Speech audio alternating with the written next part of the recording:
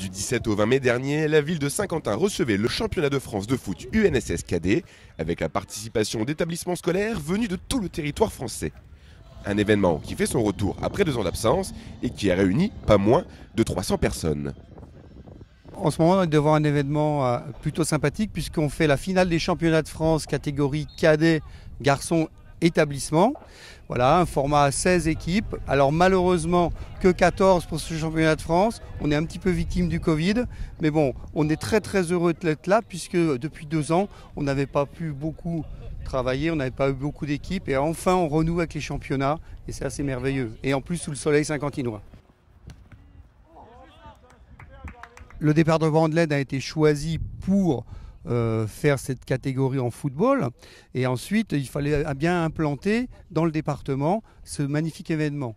Alors pourquoi Saint-Quentin ? Tout simplement parce que Saint-Quentin nous propose des infrastructures qui sont de grande qualité et en même temps on peut bénéficier d'un parc hôtelier suffisamment important pour accueillir justement nos 14 équipes qui viennent de toute la France et également on peut bénéficier de l'appui du lycée Condorcet qui nous fait toute la restauration sur les 3 jours.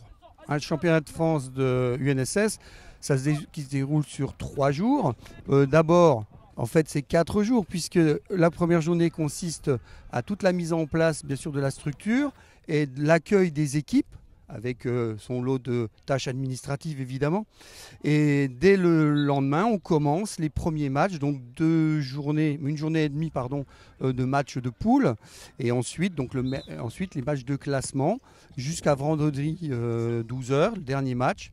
Et là, on attend donc 14h pour la finale. Alors, la spécificité, effectivement, de l'UNSS, c'est qu'on l'a défini, le sport par les jeunes, pour les jeunes. Donc effectivement, chaque équipe, dans le règlement, doit obligatoirement être accompagnée d'un arbitre, mais également d'un jeune coach qui se substitue souvent au professeur qui essaie de rester un petit peu en retrait et de le laisser œuvrer dans cette tâche. Donc c'est vraiment important. Voilà, les élèves qui se coachent et qui s'arbitrent eux-mêmes.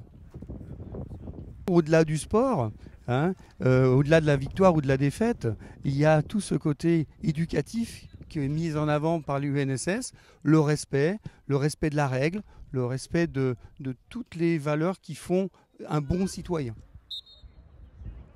Après 3 jours de compétition, c'est Toulouse qui s'impose 2-0 face à l'équipe de Parthenay, un événement réussi qui en appellera forcément à beaucoup d'autres.